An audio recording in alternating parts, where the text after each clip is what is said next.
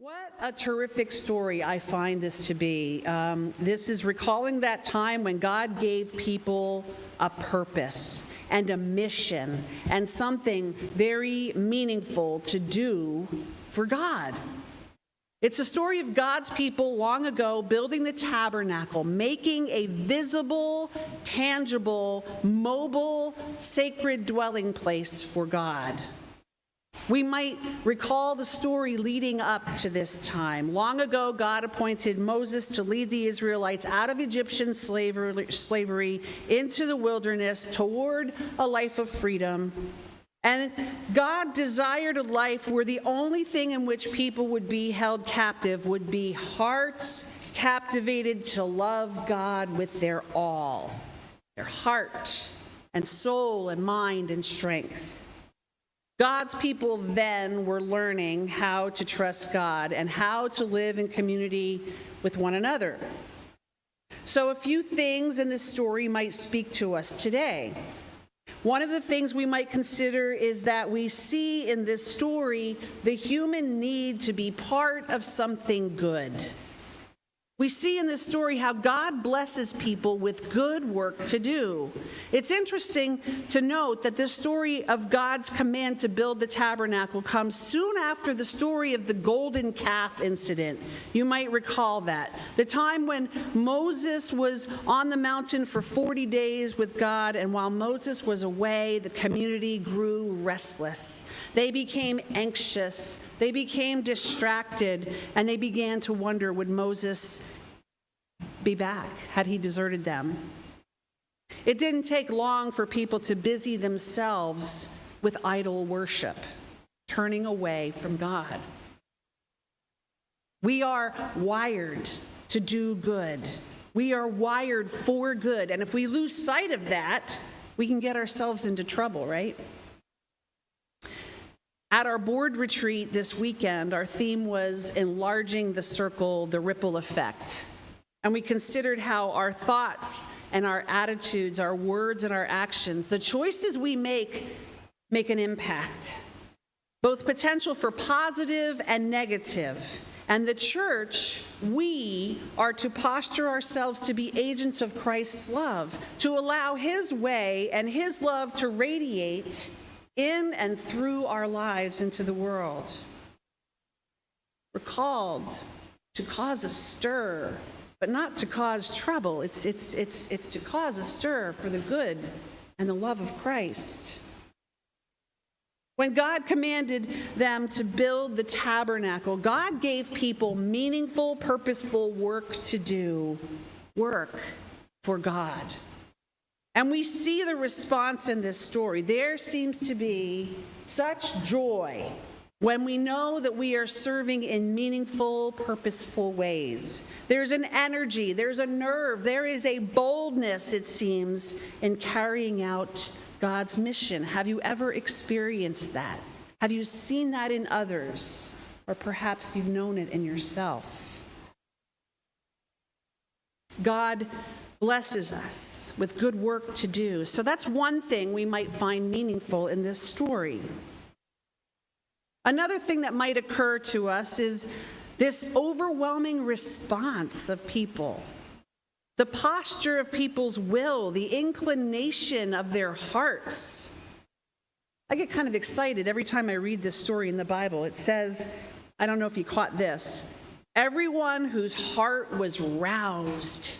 Has your heart ever been stirred and roused in response to something that God has asked you to do? Everyone whose spirit was freely responsive. They brought what they had. They came, both men and women, and all the willing spirits among them. They brought what they had to that particular moment in that particular time to meet a particular need.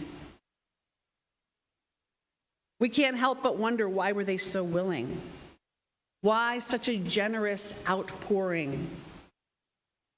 Maybe it was in response to God's forgiveness when they had turned away.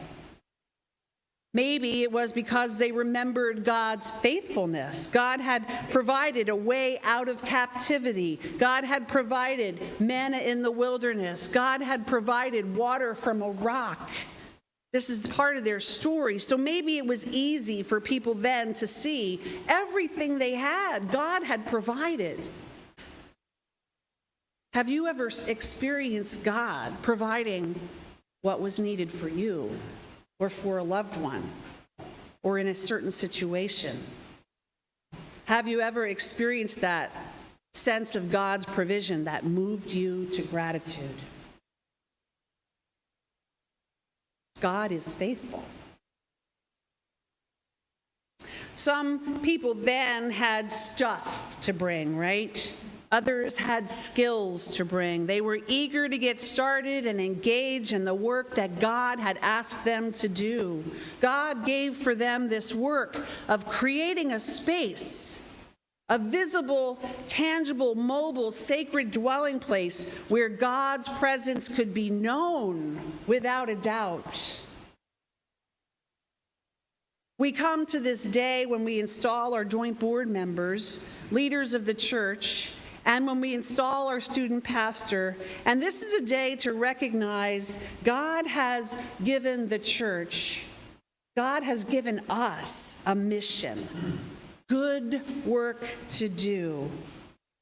And I think one of the things that this story helps us understand is that God makes it so that every person, whether ordained or non-ordained, board member or not, every person has something of value that's needed. I think about the little kids who are with us on Sundays and how I wonder if the parents know how much their presence blesses us, right? I mean, they bring it. These kids bring it. Every Sunday they are here, and you can see how our hearts become tender when we hear a child ask a question or become curious about a story in the Bible. We are blessed. Little kids, you bring it. Thank you for that. Every person, every one of us has something of value that God has given, and it's needed. Something necessary for creating space in our world where the presence of God becomes visible and tangible and can be seen and felt by all. And God asks people for nothing more than what they or what we already have. Do you ever think about that? Sometimes perhaps we hesitate to do something, to serve or to be present because we think, oh, well, I'm not quite ready for that yet. I don't have this or I don't have that. But sometimes we can see in the stories in the Bible that even before we think we're ready, God's already given us what's needed in order to serve God. Jesus in his lifetime talked about these kinds of things often. He once told the parable of talents, for instance, a story of people who were given talents, and some used what they had, and there was a ripple effect. These talents were multiplied, and as compared to another who kept their talent hidden, and it remained stagnant. I mean, we use that as a stewardship and a finance analogy a lot of times, but we also can think about that in terms of gifts. What happens when we use our gifts? There is the ripple effect, right? It blesses other people. It brings joy to our own heart. But if we keep them to ourselves, they remain to ourselves. Elsewhere, Jesus spoke of our very lives as gifts of light that are meant to shine in the world, radiate light into the world as compared to a light hidden. The gifts and skills needed to build that tabernacle long ago were things of gold and blue and purple and scarlet fabrics, linen, goat's hair, animal skins, precious stones, oils, skills of spinning, goat's hair, and craftsmanship. We're not asked necessarily to bring those kinds of things, but in our day and in our time, the church is not tasked with building a tabernacle, but we are called as partners with God, building the kingdom of heaven. Think for a moment about the gifts and the skills that you see in others. Wonder with me for just a moment. What has God given for you, excuse me, to bring for the work of ministry?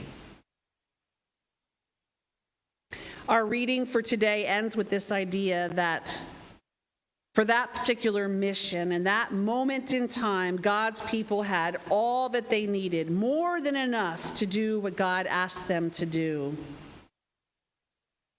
I love that image too. Moses is like, stop, don't bring any more. You'll never hear that from this pulpit. Just bring it on. No, I'm kidding. Enough, more than enough. Friends, as we go about living into the faith that we proclaim and serving Christ and his church in our day and time, may we do so with confidence that we too already have what's needed. We already have more than enough to do what God asks of us to do. So no matter who we are or whatever gifts we have, whether they are great or small in our own eyes, whatever skills and strengths we have, the invitation to us today is bring it. Amen.